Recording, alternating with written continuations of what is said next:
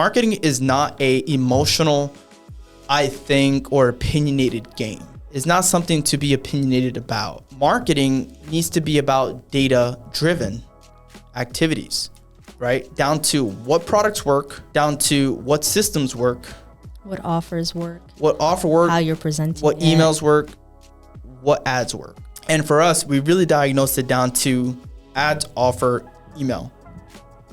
And if you want to look at that three pieces of the pie there, offer is going to be your strongest, right? Because a great ad can't sell a bad offer.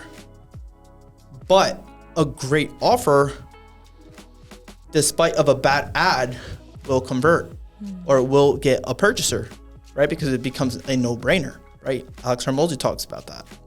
Yeah, you want to go for that immediately yes factor. Yes. Like, wow, I can't ignore this because it's too good of a deal. All right, guys, welcome.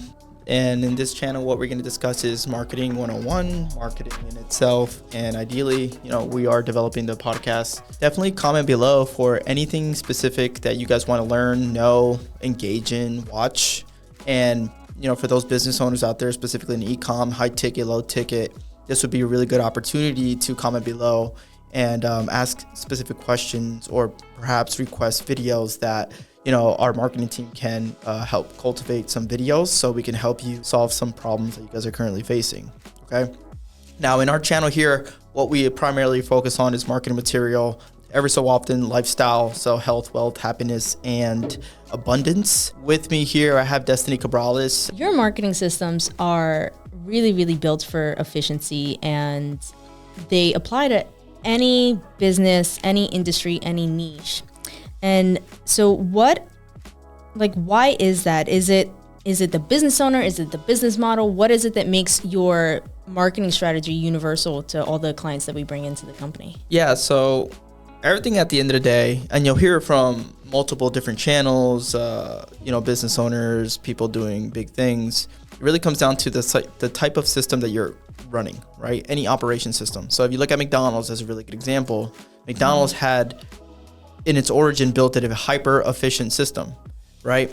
And when we're looking at systems, you also have to look at the innovation of systems and time. So for example, like Henry Ford, right? They created the car and it wasn't the fastest car, right? You didn't have cars going 200 miles per hour back in the 1900s, 1800s. And previous to that, there were horses, right? The horse was the vehicle, and then eventually became a machine that can have four wheels and get you going to A and B. Systems are also created in the same structure, right? When we're looking at businesses, it's important to see what type of system a business is currently running, whether you're at 10K a month, 30K a month, 50K a month, or 100K a month, right? Each of these tiers are running a specific sequence from what we call it.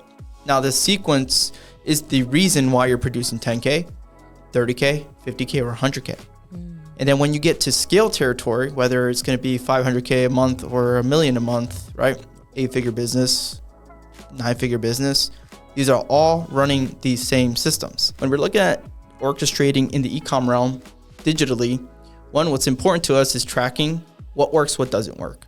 Because ultimately, when we're looking at this information to start with, that's going to lead the way, right? Marketing is not a emotional, I think, or opinionated game.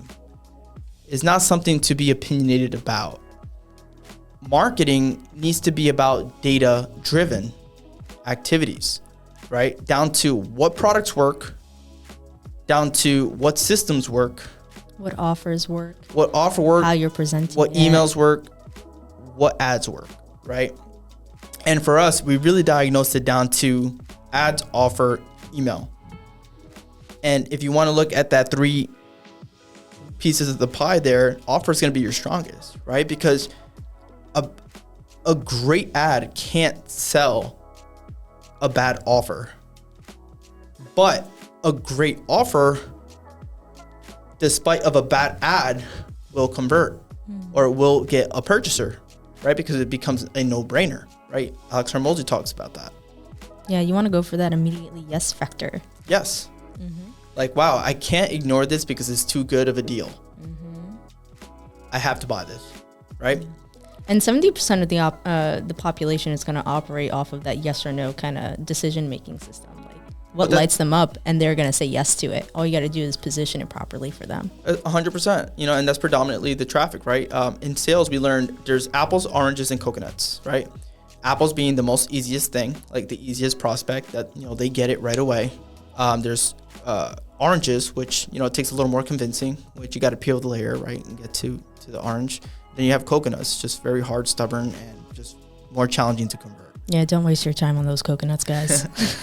Right, but this is then where you have your email system come into play, right? Where the email system, you got to think of, let's take the email system and pretend it translates into the retail world, right?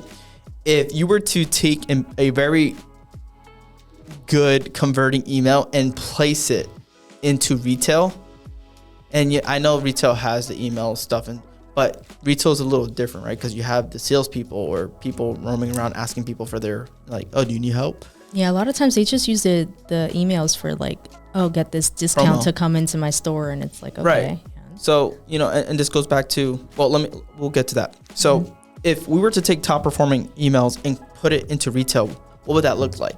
That would look like the person or the people working there, not the counter people, you know, checking, like doing the conversions, look at those people like the checkout page. Yeah. Right.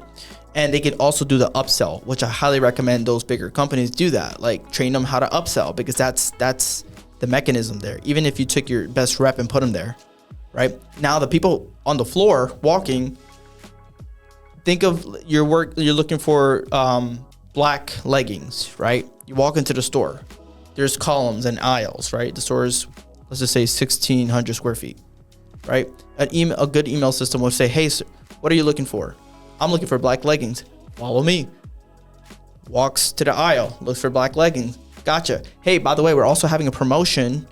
If you buy these today, you get 15% off, or upsell, right?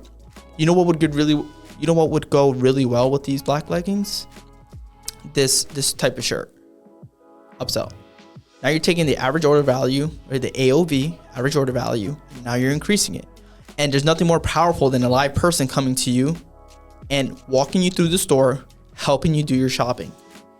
Yeah, and what's great about emails is similar to ads, right? You're testing different headlines to capture different types of interest amongst your audience. Though the email, the back-end system, is really for relationship building, to constantly nurture your audience. And that's yours. The business owns that.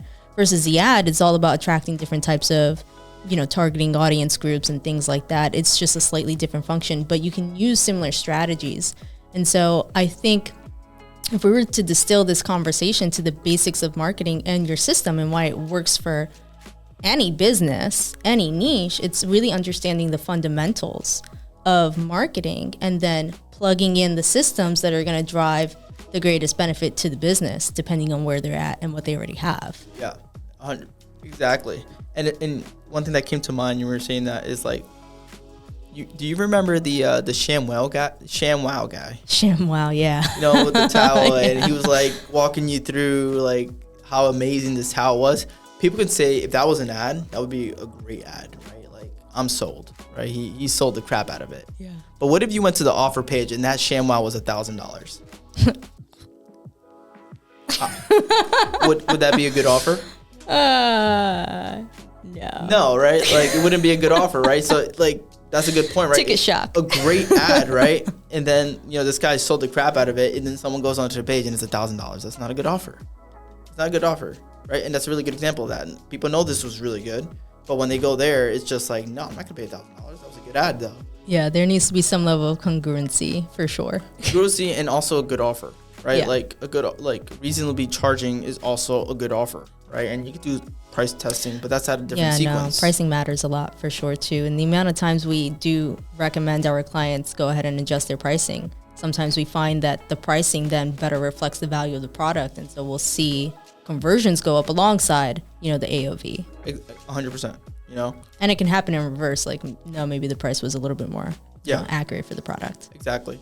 Now, going back to the emails, and let's just say, you know, using this scenario, since we're on this topic, one thing I'm seeing a lot of brands and what they're doing not the greatest is when they're using their email systems, they're too busy selling without building rapport. Yeah, and then you're building transactional relationships. Exactly. And you can burn that out real quick. Yeah. And that's how people kill their list. That's what they call it, like kill your list, right? You want to kill your list, just keep on offering with no rapport building. Yeah, right? you got to be able to give value to people and have them like be an educational source or help point them in the right direction to showcase how your product or services or you as a source of information is going to drive more value to their lives, their business, XYZ. Yep. And that's what happens. So for us, what we do with our clients and their e-com store is we're entering a realm of branding. Yeah. Like it's about faces now or people. Relationships. And yes, there is the faceless route too, which a lot of people are doing now with AI and, you know, you just get a voiceover and they're kind of orchestrating, but you can still get away with that, right? The only difference is when you're creating the brand, there could be face and the person, but it's also engaging with community, right? Tai Lopez calls it community or tribe. You got to create a community or tribe.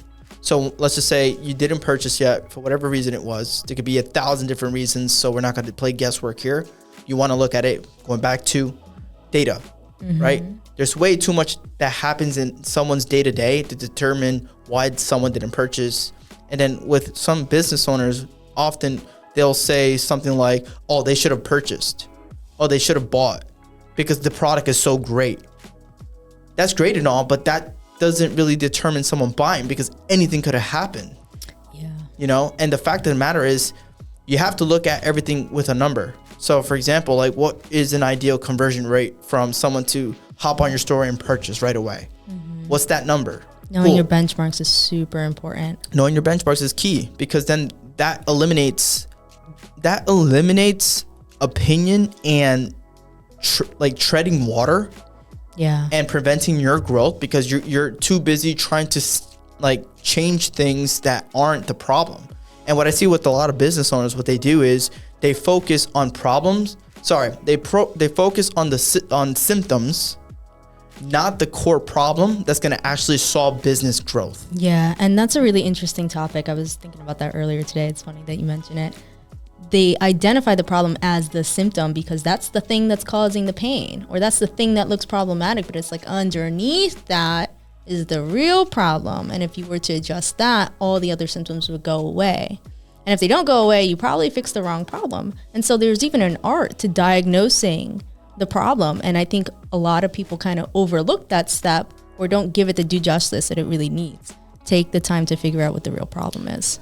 And I agree with that. And you know, what makes it challenging, you know, and I don't blame business owners these days. There's just so much, you know, noise, distracting, and crappy information out there. Yeah. Right. And like we see it all the time. You know, they're sold on the ads. That's everyone's everyone loves to blame orgasm, the ads. right? Like, oh, it's the ads and they're the biggest problem. We got to fix it. You know, this is why we're not converting. You know, and it's to a point where sometimes, you know, you give them, you know, you say yes for what they're asking for, but then give them what they need after they convert, because then their minds are so stuck here because that's all they see everywhere, right? And what they're told constantly. Secondary that I see is the lack of communication with a lot of agencies. Like in the agency space, you know, I know we run an agency, but we do it differently, right? A lot of agencies suck because they're running a template and they suck at communication. Yeah, communications is so important. That's probably what we invest the most training and effort into our team. Because it's important. We're technically a communication business, right? If we have the talent, we focus on hiring A players, right? Out of reason. And we know we can obtain the goal because we're good at identifying the problem, right? The core problem. So that really leaves a big attribution to training the team on communication and facilitating with one another. Yeah. Because the thing is, the client really needs to be on the same page to help grow their company to a different level. Yeah, you got to help them help themselves. Exactly. Where every time we have conversation or I have conversation with clients, it's very evidential that the agency just doesn't do a good job getting them on the same page or really explaining to them what's going on. Like, what is the problem? Yeah, there's not enough transparency. Right. Secondary to that is some clients, they just want to pretend to be the expert. And the fact of the matter is you can't hire an expert and micromanage the experts and then expect a result when you're doing things your way, the way you've been doing it. Yeah, right? that defeats the purpose of having hired them.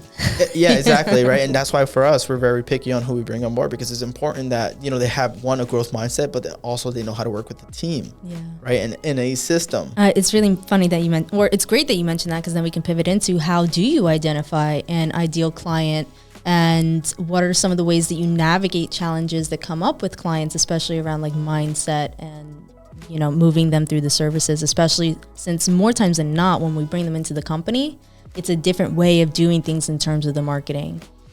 Yeah, for me, what I find work really well is like in the beginning, when I first get introduced to a client, whether it's paid ads or referral, just having the consultation, right? Because the consultation allows me to show expertise, to really like go into their problems with them, hold their hand, and I'm educating them along the way to help diagnose the core problem. Yeah. And for them, that shows them like, oh my God, I'm really like, this guy's a genius. Like this is the guy I need on my account or in my company to help me grow.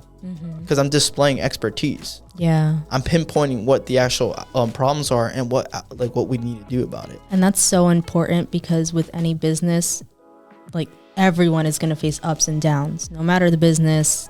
Whether or not you're in business, there's going to be ups and downs in life. And so one of the things we love telling our clients is, who do you want by your side when there's a downturn, either in the economy or for your business? Yeah. You want the guy who's going to like be there side by side, helping you figure it out, or has your back. And if we don't know the solution, we're going to connect you to the solution. Yep.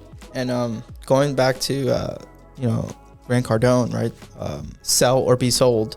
One of the earlier chapters, he was discussing how it's important, like when you find people that are really good at selling and understanding that's the nature of the world and how it works, really, because you got to sell in every circumstance, whether it's for business, whether it's for personal. Yeah, every opportunity is every interaction is an opportunity to have a positive or negative interaction and influence with someone. Exactly. And so to be really mindful of that, and selling is both, like there's formal and there's informal selling. Exactly. And there's a book called To Sell is Human, right? By Daniel Pink. I think so. I forgot the name of the author there. But yeah, point in case, like when you're orchestrating these systems, it's important that we also keep that top mind. A lot of people just now falls into the realm of branding, right? Sometimes we got to be mindful of branding versus selling, because what happens is they try to be too branding at an early age, where that's not going to help them escalate in growth. It has to be a finite mixture between a combination of selling with the brand, but still being able to sell. Yeah. And I know like with certain clients, they're going to be repelled to that. Like, hey, I don't want to do that because it doesn't fit my brand, or they're too submissive into their world and brand that they forget you still need to sell somebody on your product. Yeah, they may favor like the warm traffic, the people who know them, versus like the cold traffic, and then forget, well, your marketing is going to address those two audiences very differently. Your core brand, you're going to address differently than, what you're going to do with the advertising side and the cold traffic side. And then you can, segment the marketing strategy depending on the different layers, cold, warm, Yeah. And that's actually a really good point where, sometimes they put themselves in one person's shoes, like a one persona shoe. And then they'll wear that lens for the entire marketing strategy. It's like, no, we're going to handle those people differently. Exactly. Like they're talking to one segment of the market out of a vast, bigger segment of the market, And like, for example, if you think of health and wellness, right? Like there's so many different things of health and wellness, right? There's keto, there's carnivore, there's paleo, etc. And then some business owners, they'll just stick to paleo. That's my target market. No, that doesn't mean that you can't take someone in keto and convert them to paleo. Yeah, it's like, it's almost the contradiction to the riches is in the niches. Yes, and. Yeah, exactly. Like you gotta open up. That's how you scale, right? You go broader. Yeah. And you have to talk to different people. And there's a systematic way to go about doing that, right? You don't come out the gate talking broadly to everyone. You find the audience that's winning, right, in terms of the conversions and the messaging that works for them. And then while that's winning and you're scaling that out, you start expanding the messaging. Okay, who else can I attract and start winning with? And consistently convert them over. Okay, great, I got a second pool, great. And we consistently, systematically build that out. Yep, and that falls into play with education too, Right? Yeah. And this is like what we like doing a lot. Like when you're creating your messaging, whether it's going to be on the offer page or the ads or the emails, it's important that you're also educating a lot too, like providing value, right? Gary Vee talks about this, like jab, jab, jab, hook. Yeah.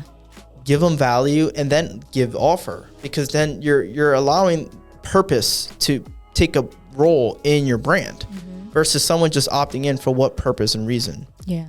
Like if you're just selling them and selling them and selling them with no given value, or you're giving for you to receive, you know, that's a lot of opportunity of revenue that you could be generating that you're not. And granted, that doesn't solidify your brand. Whereas when you're engaging with your brand, when you're providing value, educating, material maybe, and then selling, people would be more loyal to your brand. Yeah, and there's room for different frames of thinking or time horizons with the thinking, right? Like with the long-term vision of your brand, you want to be thinking long-term. Are you going to want to expand into a different area, and then you can speak to different audiences? And can you start speaking to that messaging now so that you have that opportunity of a growth avenue available to you, and then you can strike when the iron's hot? But if you never do that, you're missing out on all this time to expand into different avenues of your audience and discover new needs that then maybe you can fulfill. Yeah, and so let's go into what does that take? What does that look like if you were orchestrating it for a brand, right? Yeah. Now, let's just say if you're starting from square one, let's just say you're doing 20 to 30K, right? Usually what we see is you tackle the demographic. You have a segment or a pool of people that are similar, right? So when we're orchestrating is we go about it by foundation over foundation.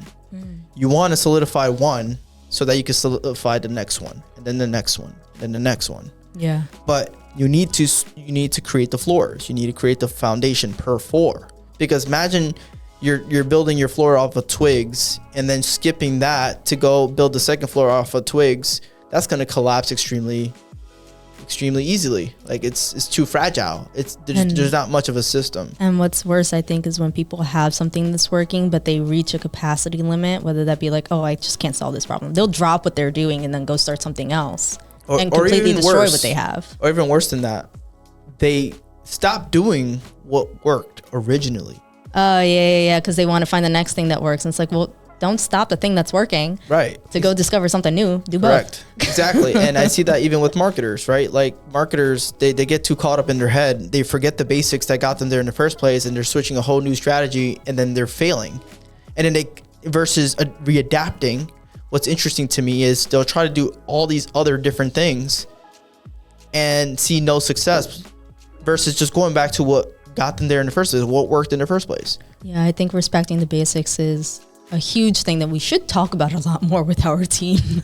Yeah. And it gets so overlooked. Yes. The amount of times an economic situation or variable will shift, and then we'll see, some sort of fluctuation in performance. And so they'll totally react and pivot the strategy, but then forget the basics and maybe not zoom out enough in the economics of the business or just in general, and then go, oh, wait a minute, hold on.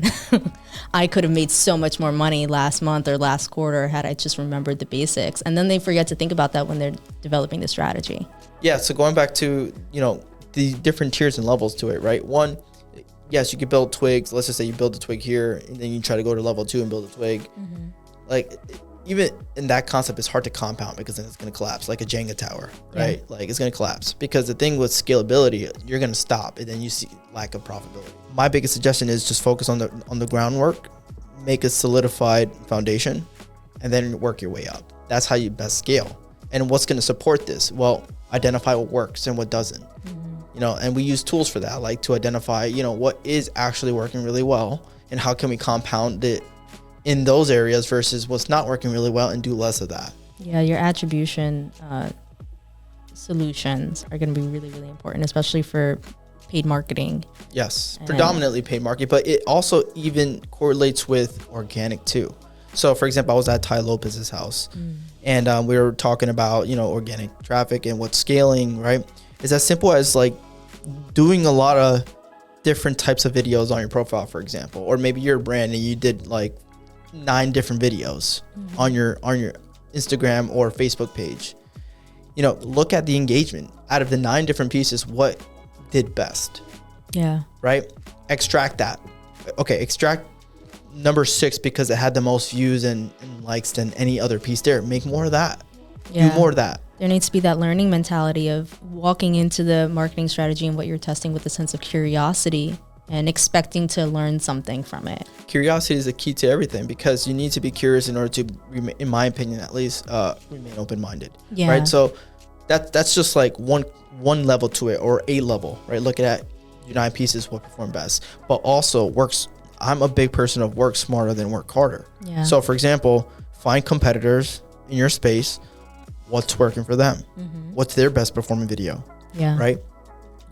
Recreate it. You can replicate it. Replicate it for yourself. What can you do differently that puts your own flavor on it that's going to differentiate you in the market? Which is key. I think that's a big importance in my opinion. Like, put your own flavor.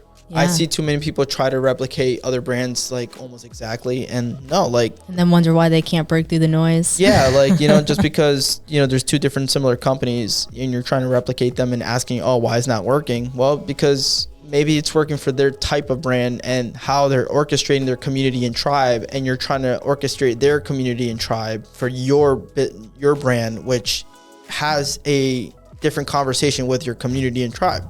Yeah. And the thing is, that's why it's not working. Some might work, but if you look at long term, they collapse, which makes a lot of sense. Yeah, there needs to be flexibility in your approach in your systems, just in general. Yeah, and also going back to curiosity, you need to be curious and seek that feedback point, the data, right? And going back to data in marketing is everywhere, and you need to learn how to read it because it's such a good skill to have, because it's going to have you understand how I need to continue crafting my brand and business to continue growing. And this is applicable to multiple different businesses, not just e-commerce, but like high ticket, lead generation. And be open to questioning the data and what it's telling you, because some people may feed you data, but it's only telling one perspective and it could be skewed, right? So what's feeding into that data and it's painting the story, right? Someone could be using a different color in this canvas, right? So just keeping that in mind, that the data is always telling the story, and how well you interpret the story can be the difference in what makes you average to great. Yes. And once again, it's a very powerful skill to have when it comes to orchestrating that. But once again, data is important. It's a skill.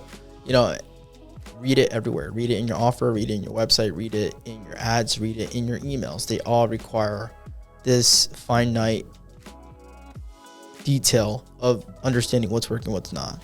Question your tribe. Ask them. Your tribe is going to give you the most important information. Mm-hmm. They're going to tell you what they want to see. They're going to tell you what they want to buy. Yeah. Right? And then also think of long-term, right? Referrals, affiliates, right? Now, when you're getting to different territories, we had the privilege of building up 7 and 8 figure businesses. And, once you get to a certain level, right, you're going to end up building different wings, right? So if you're in e-commerce, there is direct traffic, which direct traffic online or direct to consumer is the most profitable avenue for the most part from our brands.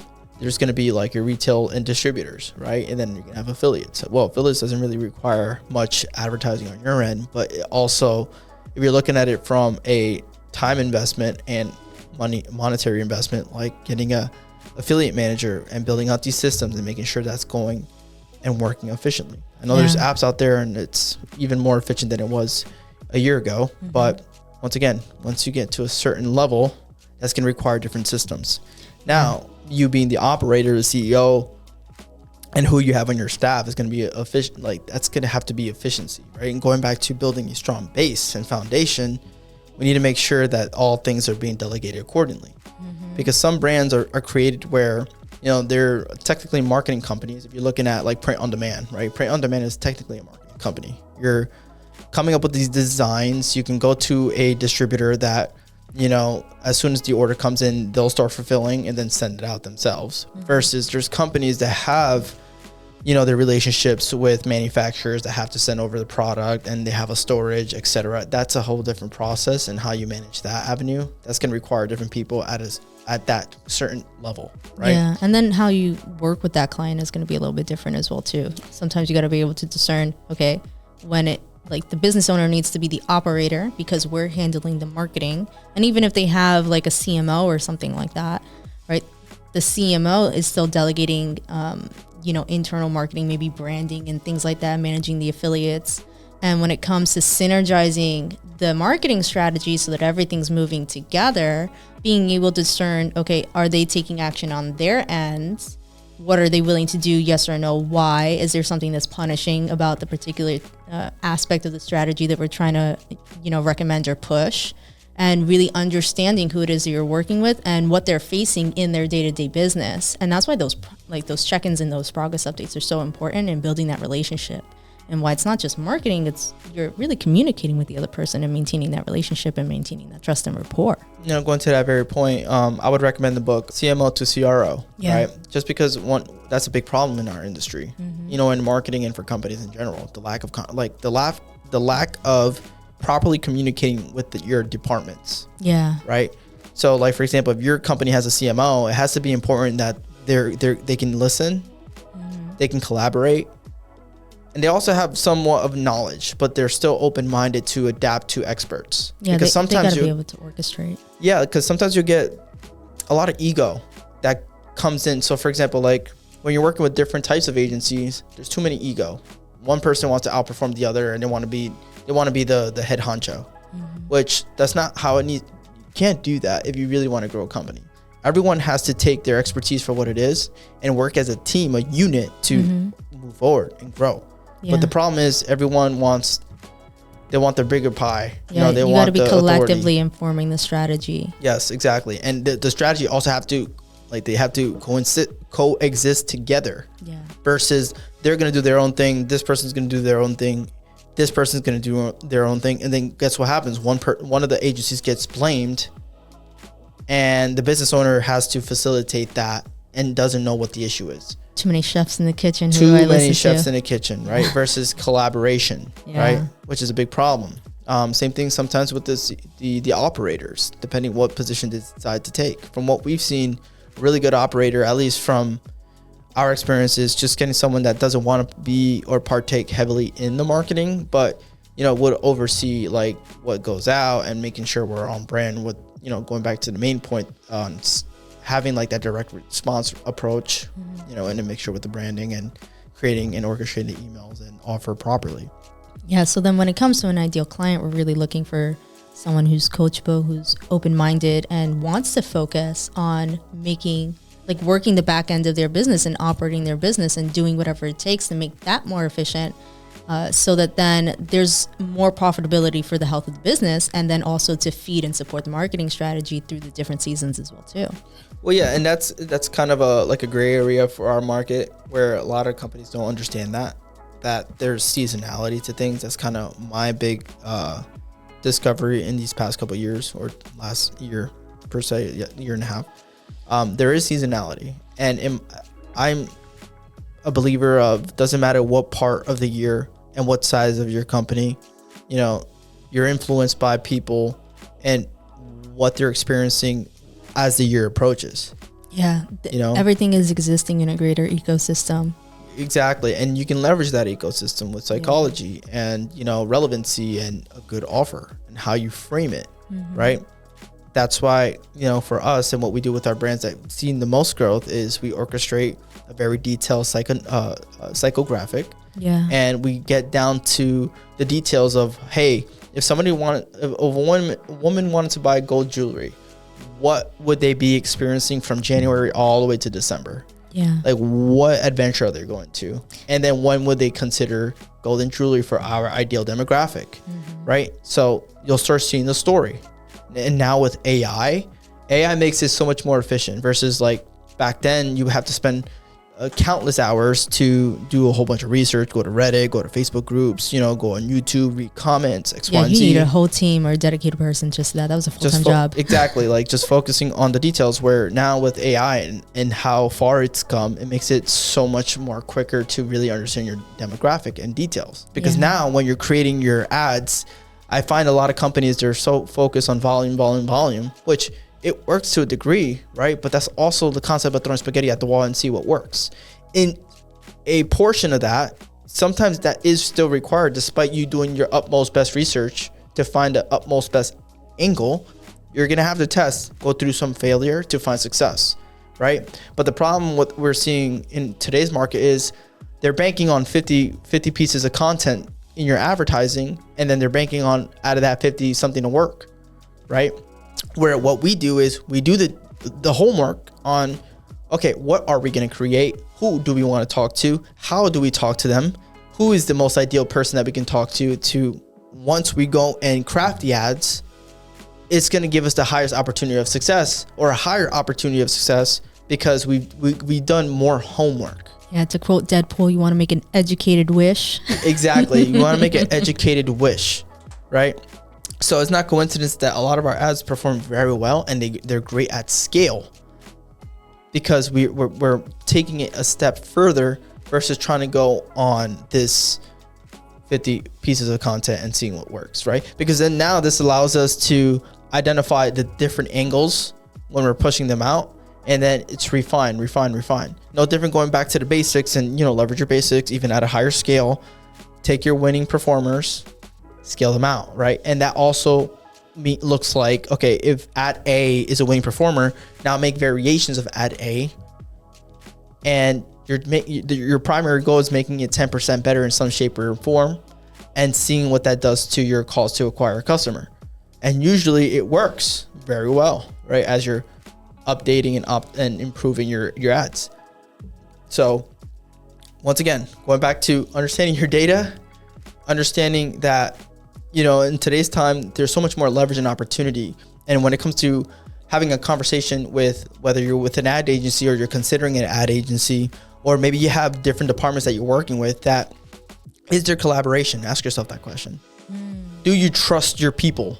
Yeah, that's a really great conversation, is how do you vet a really great marketing agency to then make the right choice? Because right now people are churning and burning. Yes. Especially in the marketing agency world. Yes. People are being burned and churned, and the amount of times we get a client in and there's so much fear and a sense of mistrust that we have to work so much harder on the upfront to establish and build that relationship. So what would be some things that people should be looking for when they're vetting and interviewing different marketing agencies? Well, it's hard, right? Because everyone can sell in today's world, right? What's important for the business owner, if I was in their shoes, just talk to as many different agencies as you can, right? Because eventually you're going to find someone that sounds confident, that's going to give you insight. And the more you talk to too, there's going to be a trend you're going to identify that sounds familiar. Okay, this person said this person said this, but this one we had a unique conversation and I just genuinely felt very confident. Now, it's still going to be challenging to a degree on who's legit, who's not. But at least from, I was talking to my friend of mine. He runs a pretty solid company. He's in the supplement space. He was saying, usually the ones that are really good are not the greatest salesmen.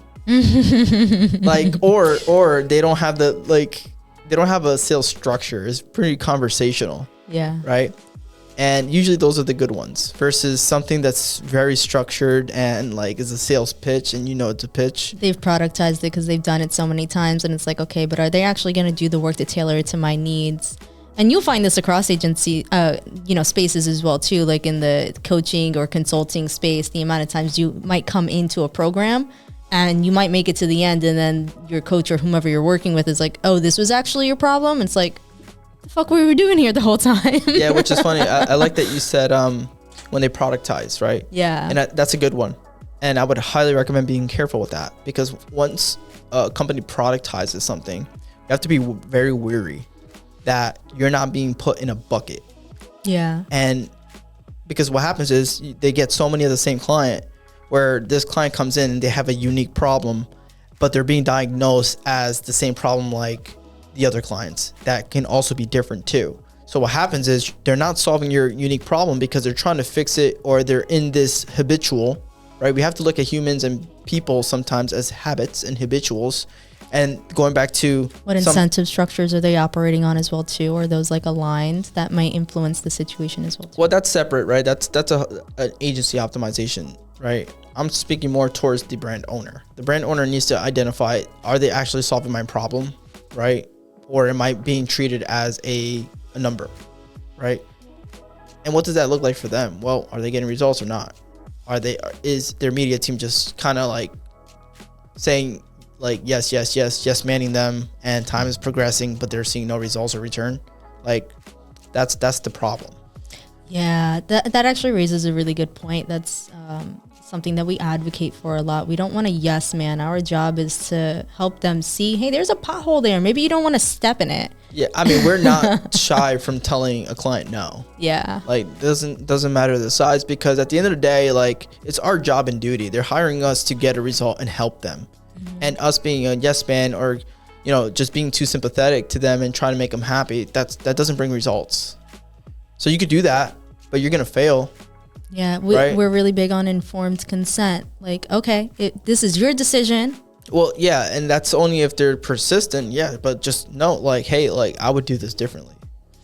Yeah, well, the informed consent, I think, applies to whether or not the decision at hand is in their best interest or the best option, or maybe we're tailoring it for whatever reasons. They want something done a specific way. Yeah. Right? It's like you're looking at, hey, these are the consequences of our actions at hand. These are the options. And let's present A, B, or C.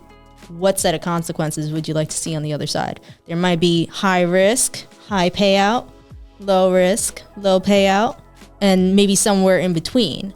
Which way do you want to go? It's up to you. And that's a really nice way of kind of meeting a client in the middle sometimes. And you get the hungry clients who are like, let's grow this thing as fast as possible. And then you have some clients who maybe want to taper down for particular reasons. Maybe they want more stability. And so just kind of meeting them where they're at and then moving the strategy along that way. Yeah, and that can work for sure. And that's why it's important that communication's key, right? When it comes to facilitating the conversation. Just because, sometimes you don't want to get combative or, always your strategy, right? Making sure that you can also facilitate that you guys can come to a mutual agreement on implementation, and once again, going back to the data, you're testing it, right? And you're coming up with the outcome. Like your marketing team is now presenting the outcome. Hey, we got enough data and support, and this is the outcome of it. Now with this information, this is the route we're going to take, or the suggested route. Yeah, right? And that's where benchmarks come in handy too. Like, hey, we're moving in this direction. We're trying to optimize this benchmark right here because it'll help all the other ones. Yeah. Versus a lot of marketers may focus on the likes or impressions or engagements. And it's like, okay, but what about the conversions at the end of the day? Yeah. And then maybe the business owner might get sold on that. Mm-hmm. It's like there's a time and a place for that. Yep. If you want to make money, let's focus on the conversions. Exactly. and I mean, at the end of the day, the growth of business is making money, right? But the thing is, with a lot of agencies, there are two, which brings us to the next point. They're very focused on revenue, right? I'll be very cautious because with e-com specifically, e-com has cost of goods, right? And there's operational cost. So just because you had a 3x return on your revenue, what was your net margin? Or what was the contribution margin, right? Those are important. Which contribution margin, if you're unfamiliar, is, after cost of goods, advertising, discounts, right? And that gives you your contribution margin. Now you have then net profit, which is essentially the contribution margin, right? Your advertising, your ad spend, right? Discounts, cost of goods, and then the net profit would be operational cost, right? Staff, maybe your agency, if you want to put it into your net profit, other expenses. And that you have to determine if you're above water, like if you're making money after all that, or if you're not. Because what happens is an agency comes in, they'll scale you out, you're making 100K, but then once you look at if you're making money, like your net profit, and they're in the negative. And that's even if you're tracking your financials properly as a business, how long you might go before you even know that you've been negative for God knows how long. Which is another whole problem, right? Like I highly recommend getting a CFO or really just knowing your numbers. Like it all comes back to your numbers. Like you have to know your business health, right? And that's one of our priorities in our company. Like we prioritize the health of the business down to your contribution, down to your net profit. So all our brands that we come on board, what's the first thing we have the conversation about? Send us your cost of goods, just so that the team and everyone understands where we're at and what numbers we actually have to achieve so that we're profitable, and then we can fuel scale. Yeah, if we can't measure profitability, then we got to take a step back until we can figure that out. Well, yeah, going back to creating a solid foundation. And there's some clients that, I want to grow this extremely fast. Well, that's great and all, and we would love to do the same, but we can't be flying blind here. Well, despite flying blind, you can't.